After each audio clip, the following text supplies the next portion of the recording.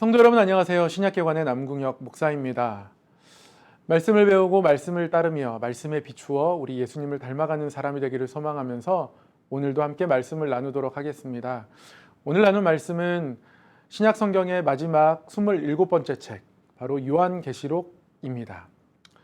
요한계시록은 많은 상징, 또 많은 이미지들이 있어서 해석도 다양하고 또 읽다 보면 복잡해지고 무슨 뜻인지 헷갈리기도 하고 그래서 많은 성도님들이 좀 읽기 어려워하십니다. 오늘 최대한 단순하게 그리고 요약적으로 설명하면서 한눈에 한번 요한계시록을 살펴볼 수 있도록 힘써 보도록 하겠습니다. 이 강의가 요한계시록을 어려워하시던 모든 성도님들에게 유익이 되기를 간절히 소망하면서 오늘 요한계시록 출발해 보도록 하겠습니다. 일단 요한계시록은 어떤 책일까 한번 살펴보기를 원하는데요. 요한계시록 스스로가 요한계시록이라는 책에 대해서 이렇게 소개합니다. 1장 1절에 예수 그리스도의 계시다. 이거는 예수님의 계시다. 또 예수님에 관한 계시다. 그렇게 스스로를 소개하고 있습니다. 이 계시라는 단어가요, 헬라어는 아포칼립스입니다. 이 아포칼립스는 묵시라고도 번역하곤 합니다. 그러니까 아포칼립스, 계시, 묵시 같은 뜻이죠. 이런 계시, 묵시, 이것의 가장 기본적인 의미는 여러분 꼭 기억하셔야 합니다. 드러남입니다. 드러난다. 예수님께서 뭔가를 드러내신다, 이런 뜻입니다.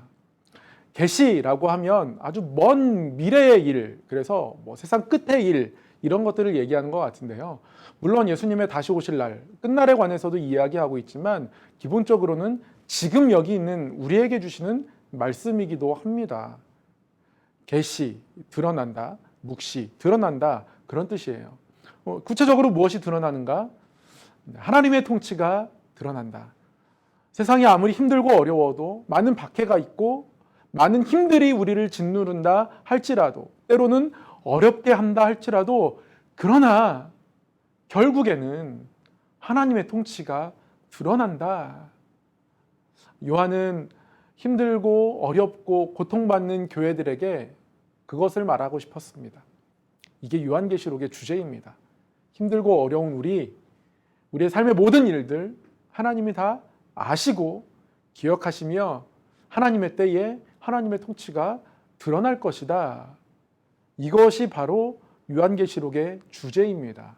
요한계시록이 이런 책이다라고 요한계시록 스스로가 소개하고 있는 내용입니다. 그러니까 성도인 우리는 때로는 인내하고 하나님 앞에 순종하면서 승리를 향해서 살아가자.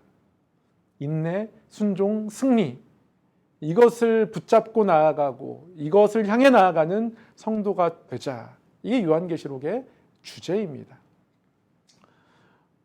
그래서 요한계시록 서두에서는요, 이 요한계시록 이 책을, 이 서신을 읽는 자, 그리고 듣는 자, 지키는 자가 복이 있다 설명합니다. 이 편지를 읽고 또는 전에 듣고 그 다음에 무엇을 해야 합니까? 지켜야 합니다.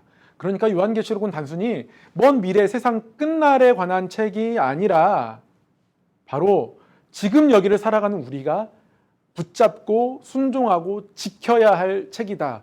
지금 여기 있는 우리에게 주시는 말씀이기도 하다는 것을 여러분 꼭 기억하셔야 한다는 것이죠.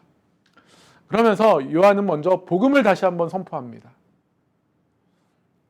우리를 그분이 사랑하셨고 우리 죄에서 우리를 해방하셨고 더 나아가서 우리를 나라와 제사장 삼으셨고, 그래서 통치자이신 그가 반드시 우리 삶 가운데에 오실 것이다. 1장 5절에서 6절은 하나님이 우리에게 주신 복음을 이렇게 설명을 하고 있습니다. 우리를 사랑하시고 우리를 죄에서 해방하셔서 건지셔서 그냥 나중에 먼 천국에서의 구원만 우리가 취하는 것이 아니라 이 땅 가운데서 여전히 우리는 하나님의 나라로서 다른 사람들을 하나님 앞으로 이끌어가는 제사장으로서 여기를 살아가고 있고, 견디고 인내하고 순종하는 우리에게 승리의 면류관을 주시고 상을 주시기 위해서 그가 오실 것이다. 이게 우리의 복음이죠. 이게 우리가 이 땅 가운데 살아갈 때 붙들어야 할 복음의 내용인 것이죠. 그래서요, 요한에게 하나님은 7교회에 먼저 편지하라. 고통을 당하고 있는, 때로는 그래서 흔들리고 있는, 때로는 하나님을 향해 믿음을 보이지 못하고 그 사랑을 잃어버리기도 하는 여러 교회들에게 7교회에 편지하라. 그러면 요한계시록은 7교회들을 위한 책인가? 1차적으로는 7교회들에게 보내진 편지이기도 하지만, 그러나 이 7이라는 것은 모든이라는 뜻이기도 합니다. 모든 교회들에게 보내진 편지다. 7교회에 편지하라. 이 말씀 안에서 우리는 모든 교회에 지금 하나님이 편지하시는구나 깨달을 수 있습니다. 그 7교회가 어디입니까? 바로 이쪽입니다. 에베소부터 시작해가지고 위쪽으로 쭉 올라가서 다시 시계 방향으로 쭉 돌아 내려오는 약간 북두칠성과 비슷한 모양을 하기도 있기도 하고요. 소아시아 7교회가 있습니다. 저 부분을 조금 확대하면 이렇습니다. 에베소, 서머나, 버가모, 두아디라, 그리고 4대 교회, 빌라델피아 교회, 라오디게아 교회, 이런 교회들에게 하나님이 편지하면서 이들이 잘한 일에 대해서는 칭찬하고 못하는 것에 대해서는 책망하고, 그리고 견디고 하나님 붙잡고 살아갈 때 내가 분명히 너희들에게 이런 모든 것들을 갚아주겠다 약속하고 계십니다. 그러니까 힘들고 어려운 시대 가운데서도, 상황 가운데서도 우리가 인내하고 그리고 순종의 삶을 살아가면 하나님이 그것에 대해서 우리에게 승리로 보답하신다. 우리는 지는 자들이 아니라 이기는 자들이다. 그렇게 말씀하고 계신 것이죠. 요한계시록의 내용은 다 그렇습니다. 견디자. 하나님이 다 아신다. 알고 계신다. 하나님 바라보면서 나아가자. 그러면 하나님이 갚아주신다. 지금은 잠시 환난의 때이지만, 어려움의 때이지만 이겨나가자. 승리를 향해 나아가자. 승리가 우리에게 예비되어 있다. 잘 견디자. 성도들의 인내가 여기에 필요하다. 여기 있어야 한다. 이 요한계시록에 전체적으로 흐르는 계속되는 반복되는 내용입니다. 한번 그 내용들을 계속 이어서 살펴보도록 하겠습니다. 요한이 처음 봤던 놀라운 환상 묵시는 7인과 7나팔이었습니다. 두루마리 하나가 7인으로 봉인되어 있습니다. 요한이 그것이 풀려지면 뭔가 하나님의 말씀이, 하나님의 약속이 우리 가운데 나타날 것이라고 생각을 했어요. 그래서 요한이 간절히 사모하면서 나아가거든요. 7인 7나팔, 이 환상을 함께 살펴보도록 하겠습니다. 요한이 환상을 보았습니다. 환상을 보았는데 하늘에 보좌가 있습니다. 그리고 그 보좌를 둘러서 24장로들이 있습니다. 24개의 작은 보좌에 앉아서 24장로들이 있고, 그 앞에는 7등불이 있었습니다. 이 7등불은 하나님의 영이었습니다. 그리고 그 앞으로 수정과 같은 유리바다가 펼쳐져 있었습니다. 참으로 신비스러운 모습이었습니다. 그리고 그 하늘 보좌 앞에는 네 생물이 있었습니다. 이 네 생물은 쉬지 않고 하나님을 찬송합니다. 전능하신 하나님께서 영원하시다. 보좌에 앉으실 주님, 세세토록 살아계시는 분이다. 하나님은 죽지 않았다. 하나님은 살아계신다. 하나님이 다스리신다. 이 찬양을 네 생물이 계속 반복합니다. 그런데 이 하늘 보좌에 앉아 계신, 보좌에 앉으신 이의 손에 7인으로 봉인된 두루마리가 보였습니다. 두루마리가 있는데 7인으로 봉인되어 있습니다. 두루마리를 펼치지 못하도록 7인이 도장찍혀 있습니다. 그런데 이 두루마기를 펼치면 뭔가 말씀이 임할 것 같은데 아무도 두루마기를 펼치지 않습니다. 펼칠 자가 없습니다. 그래서 요한이 울었습니다. 누가 저 두루마기를 펼칠까? 너무 많이 갈급한 마음 가운데서 저 두루마기 내용을 바라보고 있는데 아무도 펼칠 수 없다는 것이 너무 무력하게 다가왔습니다. 십자가 사건이 떠올랐겠죠. 십자가에서 힘없이 돌아가셨던 우리 예수님, 부활하시고 다시 오시겠다 하셨는데 시간이 정말 많이 흘렀는데 주님은 오시지 않고 부활의 감격은 점점 흐릿흐릿한 기억이 되어 있습니다. 누가 저 두루마기를 펼치면 그 부활의 약속이 우리 가운데 이루어질 것 같은데, 다시 뭔가 부활의 작은 소망이 생겨나는 것 같은데, 그때와 비슷한 감격이 우리 가운데 일어날 것 같은데, 그런데 두루마기에 저 인을 뗄 사람이 없다는 것이죠. 그런데 요한이 울고 있을 그때에 요한의 눈물 사이로 보좌 옆에 24 장로 중 한 사람이 일어납니다. 그리고 그 장로가 이렇게 말합니다. 유다 지파의 사자 다윗의 뿌리가 이겼다. 그가 7인을 떼실 것이다. 인이 떼어진다는 것은요, 두루마리가 풀리고 그 내용이 실행될 것이라는 의미거든요. 드디어 이 기나긴 주님의 침묵이 끝나고 이 고통의 시간들이 끝나는 거고, 우리 가운데 다시 한번 새로운 소망이 생기는 것이고, 그 예수님, 그 다윗의 자손, 우리를 건지신 부활하신 예수님이 다시 한번 그 권능을 우리 가운데 나타내시는 것일까? 요한이 눈물 가운데 다시 한번 소망을 보기 시작했습니다. 이 7인 두루마리 환상은 놀라운 위로였습니다. 울고 있는 요한 가운데에 커다란 위로로 다가오는 환상이었다는 것이죠. 어린 양이 보였습니다. 더 이상 무능하고 힘없는 어린 양이 아닙니다. 7뿔을 가진 어린 양입니다. 즉 완전한 힘과 능력이 있으신 어린 양인 것이죠.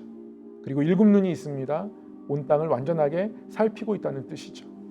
그 어린 양이 저 두루마리를 떼실 분이었던 것이죠. 어린 양이 보좌에 앉으신 이의 손에서 이 두루마리를 취하십니다.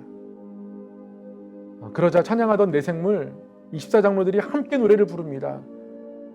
어린 양이 이 모든 것들을 이루게 합당하신 분이라고. 일찍이 죽임당한 어린 양이지만 그러나 그 죽음은 무력한 죽음이 아니라 열방을 하나님께 드리는 헌신이었다는 것, 그리고 드려진 열방을 제사장 삼으셨다는 것, 그리고 그 백성 앞에 이제 왕 노릇 하게 하시겠다는 것, 이렇게 백성 그 24장로들과 네 생물이 큰 소리로 노래합니다. 그런데 노래라는 그들의 손에 무엇이 들려 있습니다.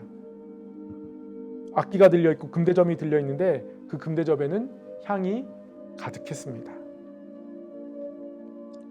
이제 이 7인 봉인된 두루마리가 하나씩 띄어지기 시작합니다.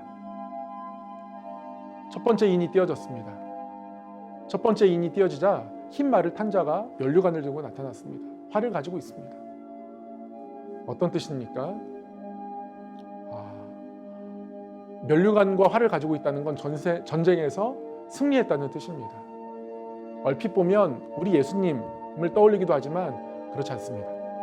군사력으로 승리를 취하고 그래서 믿는 자들을 탄압하고 있는 그런 사람, 그런 존재, 그런 권력을 의미하는 단어입니다. 두 번째 인을 띄었더니요, 이번에는 붉은 말을 탄 자가 큰 칼을 가지고 왔습니다. 이 큰 칼은 사형을 집행하는 칼이었습니다. 즉 정치적으로, 사법적으로 성도들을 탄압하는 세력을 상징하는 것이었습니다. 세 번째 인을 띄었더니요, 검은 말 탄 자가 나왔습니다. 저울을 가지고 있습니다. 이것은 경제력을 상징합니다. 경제력을 가지고 성도들을 탄압하고 성도들에게 고통을 안겨주는 그러한 세력들을 상징하는 모습인 것이죠. 네 번째 인이 띄어졌습니다. 이번엔 청황색 말을 탄 자가 사망을 가지고 옵니다.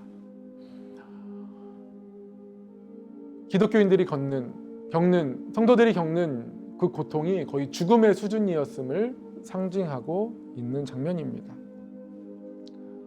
다섯 번째 인이 띄어지자 성도들이 엄청난 박해를 받고 있음을, 그리고 그 박해가 계속되고 있음을 우리에게 보여줍니다. 여섯 번째 인이 띄어졌습니다. 여섯 번째 인이 띄어지자 우주적인 큰 진동이 일어났습니다. 이 진동은 하나님의 진노였습니다. 이 진노로 인하여서 별들이 떨어지고 하늘이 움직이고 큰일이 났습니다. 그런데 이 이후에 어떤 장면이 그의 눈에 펼쳐졌냐면 땅의 네 모퉁이에 4명의 천사가 쓴 것이죠. 땅의 네 모퉁이에 천사가 섰습니다. 이들은 땅과 바다를 해롭게 할 권세가 있었습니다. 그런데 다른 한 천사가 나타나서 그 손에 인이 들려 있는데 그 인을 가지고 사람들에게 인을 치는 겁니다. 그때에 14만 4천 명이 인침을 받았습니다. 천사가 14만 4천 명에게 인치는 것을 보았습니다. 각 지파마다 12,000명씩. 그리고 이어서 이 이후에 셀 수 없는 무리들이 하나님 앞에 나왔습니다. 환란에서 나오는 자들입니다. 그랬더니 어린 양의 피에 그 옷을 다 씻어가지고 하나님이 희게 해주시는 것이죠. 환란들이 있지만, 탄압하는 모든 세력들이 있지만, 흰말, 붉은 말, 검은 말, 청황색 말, 이런 세력들에 의해서 성도들이 박해받지만, 그러나 하나님은 잠잠하지 않고 하나님은 진노하시며, 진노하신 하나님께서 행하신다.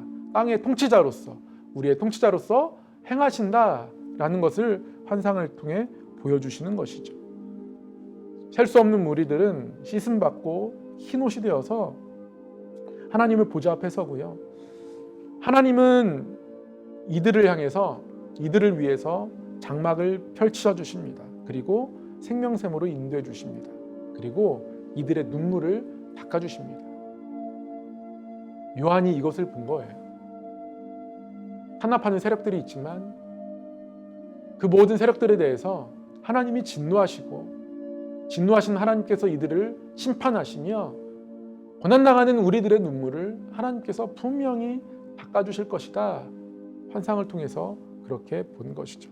그리고 마침내 7번째 인이 열려졌습니다. 해제되었습니다. 7번째 인이 뜯겨지자 이제 두루마리가 펼쳐지겠구나 싶었는데 7천사가 7나팔을 들고 나타났습니다. 그리고 성도들의 기도를 의미하는 금향로가 그의 눈에 보여졌습니다. 그러면 나팔소리와 함께 주의 나라가 임할까? 주의 통치가 임할까? 분명히 나팔소리가 있으면 나팔소리와 함께 황제가 그가 다스리는 땅에 나타나고 순시하고 그러곤 했거든요. 그러면 저 7나팔이 울리면 우리 주님 오시는 것인가? 곧 오겠구나. 이런 마음과 이런 생각이 들었습니다. 성도들의 기도와 함께 연기가 하나님 앞으로 막 올라갑니다. 그리고 성도들의 기도와 함께 나팔이 울리기 시작합니다.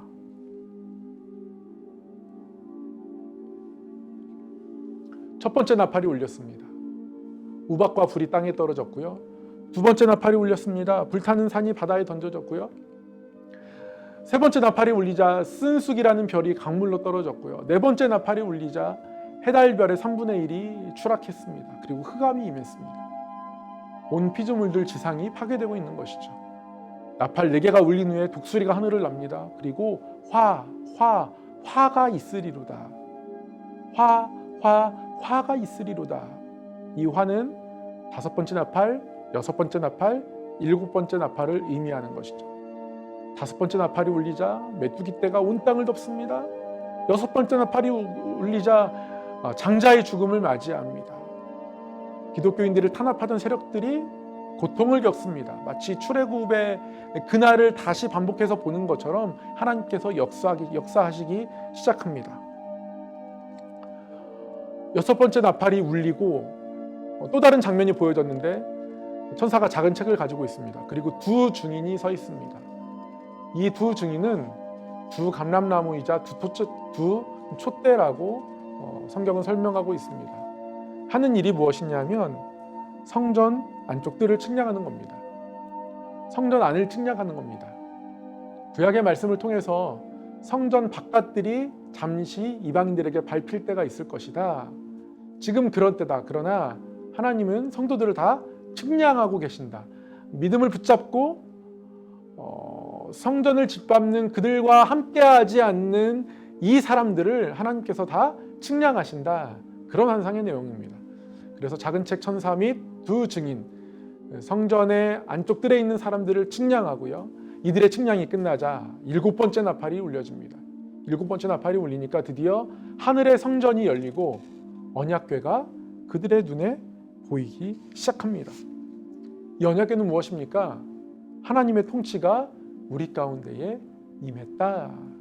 하나님이 우리를 다스리신다. 하나님이 우리의 왕이시다. 하나님이 우리를 인도하신다. 이것이 바로 요한이 보았고 또 요한이 교회들에게 전해준 고통과 눈물 가운데 아픔 가운데 있었던 그들에게 전해준 바로 환상의 내용이었던 것이죠. 네, 이렇게 요한이 7인이 두루마리에서 떼어지고 7나팔이 울리는 환상을 보면서 정말 큰 마음과 소망 가운데에 위로를 얻을 수 있었습니다. 그러면 성도들을 핍박하는 악한 세력들은 어떻게 될 것인가? 이들에 대한 심판의 환상이 또 요한에게 보여집니다. 요한이 봤던 또 하나의 장면은 악한 세력을 의미하는 용이 패배하게 되는 장면입니다. 요한의 환상을 다시 한번 살펴보도록 하겠습니다. 12장부터 14장까지의 환상의 내용입니다. 요한이 다시 눈을 들어 환상을 보았습니다. 환상을 보았는데 한 임신한 여인이 있었습니다. 아마 예수님을 임신한 여인으로 보여집니다. 얼굴에는 12별의 면류관을 쓰고 있고 그 발 아래는 발이 있었습니다. 그런데 이 여인을 해하려고 합니다. 붉은 용이 나타나서 이 여인을 해하려고 합니다. 이 여인을 통해서 태어나게 되는 예수 그리스도는 하나님의 구원이고 하나님의 통치, 그것을 방해하는 세력인 것이죠. 이 붉은 용, 이 사단의 세력, 그리고 당시에는 로마 정부, 이 붉은 용의 도전에 대해서 천사가 나타났습니다. 대적하기 위해서 미가엘이 나타났습니다. 그리고 붉은 용과 싸웁니다. 미가엘이 승리하죠. 붉은 용은 땅으로 쫓겨납니다. 공중의 권세를 정리하고 미가엘이 힘을 장악하게 되었습니다. 그런데 이 용이 땅으로 쫓긴 후에 계속 여자를 괴롭히려고 합니다. 잘 뜻대로 되지 않고 여자는 따로 다 하나님의 인도하심을 받아 숨게 되고 용의 해함을 받지 않습니다. 뜻대로 되지 않자 용은 내가 여자는 못 건드리겠고 성도들을 괴롭혀야겠다. 성도들과 싸우려고 합니다. 그래서 용이 자신의 힘, 자신의 권력 아래에 있는 또 다른 악한 세력을 불러냅니다. 바다에서 첫 번째 짐승이 올라왔습니다. 신성 모독, 성도 핍박, 이러한 힘과 역할을 가진 짐승입니다. 그렇게 써 있습니다. 짐승의 머리에 신성 모독이라고. 또 하나의 짐승이 또 바다에서 나왔습니다. 거짓 이적을 베풀고 우상을 숭배하고 666표를 다 받게 합니다. 저 666표는 666이라는 숫자가 그 스펠링을 히브리어로 표시하면 아마 네로와 일치하는 거예요. 그래서 네로를 의미하는 것 같고 어떤 상거래를 할 때 꼭 받아야 하는 표. 그래서 그걸 받지 않으면, 즉 황제를 숭배하지 않으면 어떤 경제 활동을 못하게 하는 그런 탄압들을 상징하는 것이죠. 이렇게 거짓 이적과 우상 숭배와 또 경제 탄압을 통하여서 성도들을 누르는, 용이 그렇게 작정을 하고 성도들을 괴롭힙니다. 그럼 성도들이 어떻게 해야 합니까? 성도들의 인내가 여기에 있다. 그런데 성도들이 그것을 견디는 거예요. 이겨나가는 거죠. 성도들의 인내가 여기 있다. 성도들이 인내한다. 인내해야 한다. 인내할 것이다. 인내하자. 이것이 바로 요한이 본 환상이었습니다. 바다에서 이 짐승들이 이렇게 올라오는 가운데 그럼 이 짐승들이 정말 이 땅을 다시 한번 삼킬 것인가? 아니요. 요한이 다시 한번 눈을 들어 보았더니 시온산이 보이는 거예요. 거룩한 산. 그리고 시온산 위에 어린 양이 있습니다. 그리고 24 장로와 14만 4천 택함받은 사람들이 어린 양과 함께 시온산에 머물러 서 있습니다. 천사가 하늘에 나타나서 외칩니다. 하나님을 두려워하여 그에게 영광을 돌려라. 하나님을 두려워하라. 하나님이 임하신다는 것이죠. 그리고 천사가 외칩니다. 무너졌도다 무너졌도다 큰 성 바벨론이야. 무너졌도다 무너졌도다 큰 성 바벨론이여. 그리고 바벨론을 향해서 진노의 포도주를 마시게 될 것이다. 하나님께서 저 악한 세력들을 누르시겠다. 하나님께서 가만히 계시지 않겠다. 그런 환상을 보게 되는 것이죠. 다시 눈을 들어 하늘을 보니까 구름이 보였습니다. 그리고 구름 위에 인자 같은 이가 계십니다. 그리고 천사들이 나타났습니다. 천사들이 손에 예리한 낫을 가졌습니다.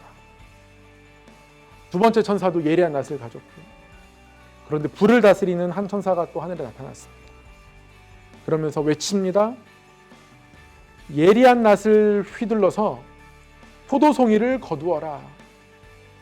이 포도송이는 어떻게 되는 포도송이입니까? 진노의 포도주에 던져질 것이다. 진노의 포도주 틀에 던져질 것이다. 다 심판받을 거라는 것이죠. 예리한 낫을 가지고 성도들을 괴롭히는 모든 세력들을 하나님께서 정리하실 것이다. 요한이 그런 소망과 희망의 환상을 본 것입니다. 네, 하나님께서 성도들을 고통 가운데 마냥 두시지 않고 구원하시려고 용들, 또 바다에서 나온 두 짐승들, 이런 로마의 모든 정부 세력들, 또 우리를 탄압하는 모든 아픔들 하나님이 다 바라보시고 그것들을 누르신다. 우리를 향한 사탄의 모든 괴롭힘들을 하나님께서 승리 가운데로 우리를 인도하실 것이다. 환상을 통해서 지금 보여주고 계신 것입니다.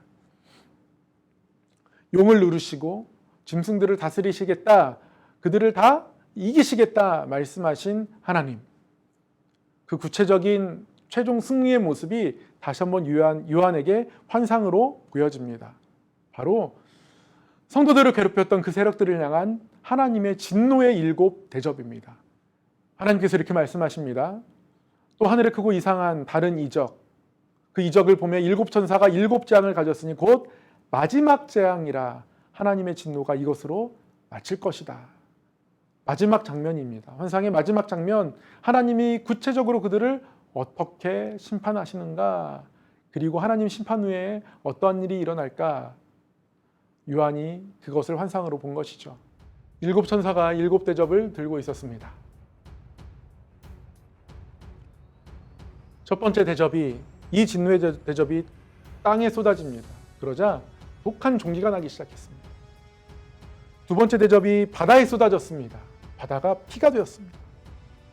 세 번째 대접이 모든 강과 물 근원에 쏟아졌고요. 이 모든 물들 역시 피가 되었습니다.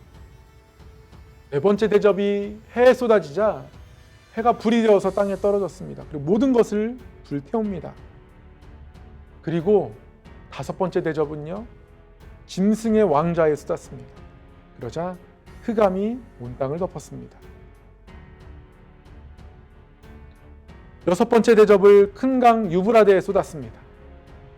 그러자 동방에서 오는 길들이 열리고 아마겟돈에 하나님을 대적하는 또 다른 여러 세력들, 그 왕들이 모입니다.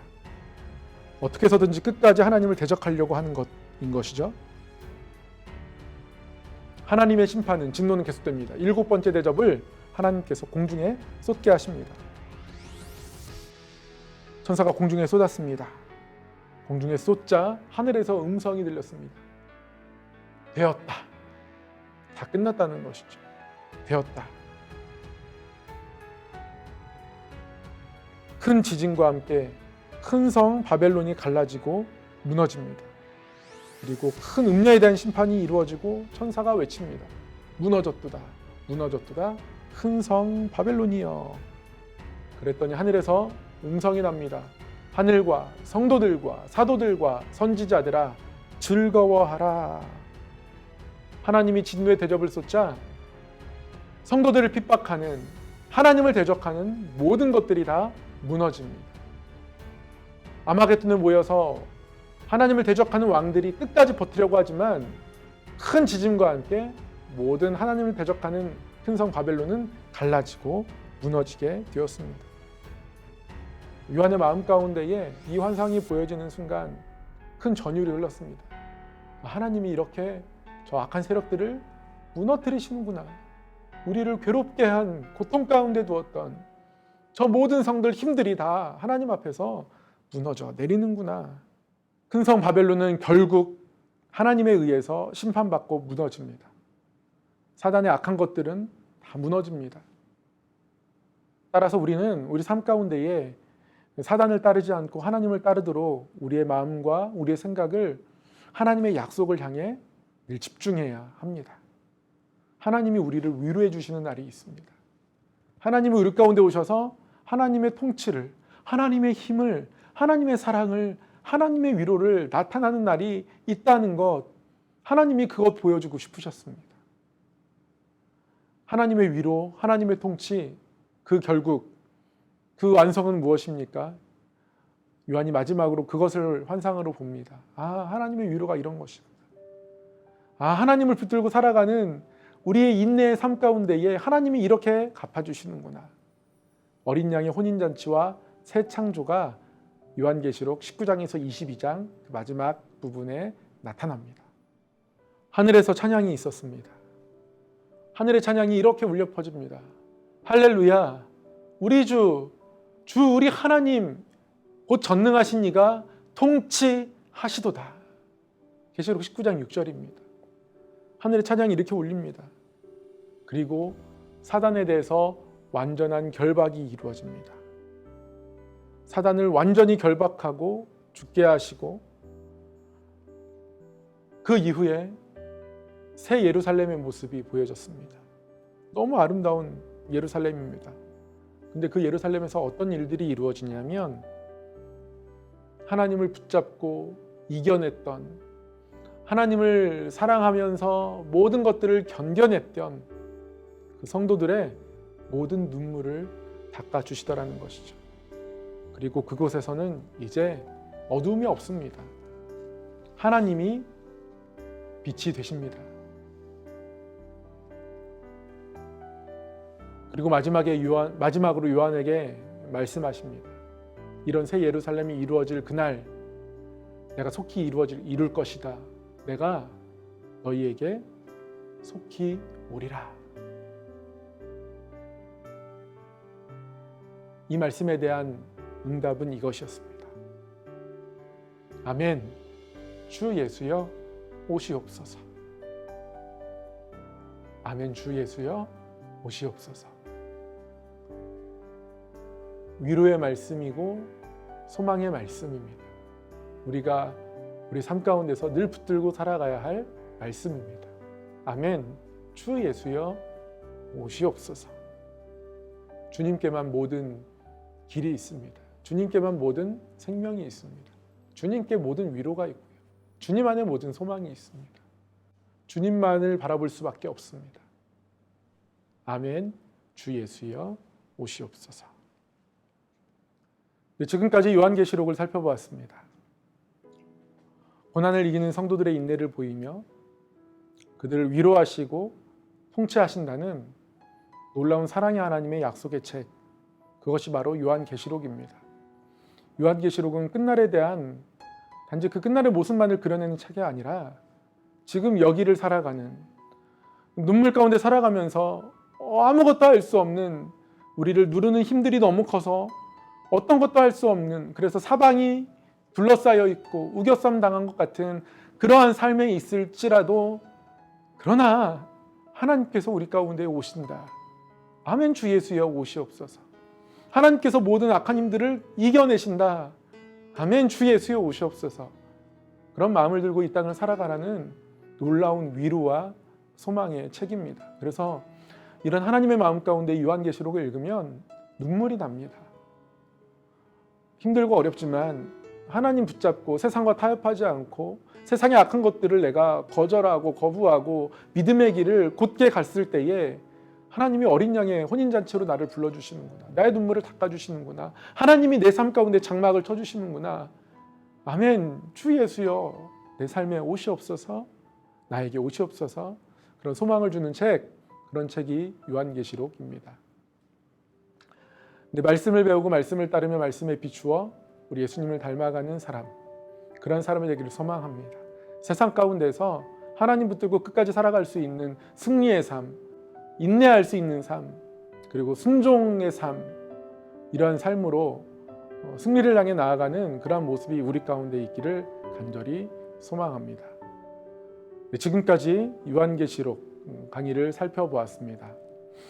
지금까지 신약 개관 쭉 해나왔는데요. 여러분 어떠셨는지 모르겠습니다. 개관이기 때문에 구체적인 또는 깊이 있는 내용을 다 다룰 수 없었지만 저는 신약 개관을 준비하면서 참 많은 은혜를 받았습니다. 하나님이 우리 삶에 어떠한 믿음과 사랑을 주셨고 우리가 하나님 향하기를 늘 바라고 계시고 세상 가운데에 또 잘못된 가르침 가운데에 흔들리지 않기를 바라고 우리를 하나님 앞으로 이끌어 가시기 원하시는 그 하나님의 절절한 마음들이 성경 절절 사이사이로 틈새로 흘러 넘치는 것을 경험했습니다. 우리 성도 여러분들도 말씀 안에서 그런 은혜들을 나누고 경험하면서 말씀을 배우고 그 말씀을 따라가고 또 말씀에 비추어서 세상의 것들을, 육체의 것들을, 육체의 기회들에 내가 빠져가지 않고 육체의 소욕을 거슬러 성령을 따라 행함으로 인하여서 이 세상 가운데에, 혼탁한 가운데에, 어려움 가운데에 끝까지 하나님 붙들고 승리하는 놀라운 은혜의 능력들을 경험하는 그런 성도님들 되시기를 간절히 소망합니다. 지금까지 강의를 시청해 주셔서 너무 감사하고 또 여기까지 도우신 하나님께 모든 영광과 감사를 드립니다. 기도하고 마치도록 하겠습니다. 사랑의 하나님 아버지, 우리를 구원하시고 우리를 하나님의 자녀 삼으시며 백성 삼으시고 나라 삼으시고 제사장 세워주심을 감사합니다. 하나님의 뜻 분별하여 살아갈 수 있도록 우리에게 말씀을 주셨사오니 말씀을 배우게 힘쓰게 하시고 그 말씀을 따라 살게 하시고 그리고 그 말씀에 비추어 우리를 돌아보게 하여 주셔서 하나님 백성의 모습이, 하나님 자녀의 모습이 세상과 육신과 그리고 악한 것들을 따르는 모습을 제하시며 하나님의 승리를 향해 나아가게 하시는 성령님의 그 인도하심을 따르는 삶의 모습이 우리 가운데에 있게 하여 주시옵소서. 우리는 연약합니다. 연약함 가운데서 주저앉지 않게 하시고 우리를 붙드시고 인도하시는 승리 가운데로 우리를 세워주시는 하나님의 손길을 끝까지 붙잡고 아멘 주 예수여 오시옵소서. 주님을 사모함 가운데에 위로도 얻고 힘도 얻고 그래서 이 세상 가운데 끝까지 하나님 백성으로 살아가는 놀라운 은혜 허락하여 주시옵소서. 감사드리며 예수님의 이름으로 기도합니다. 아멘. 감사합니다.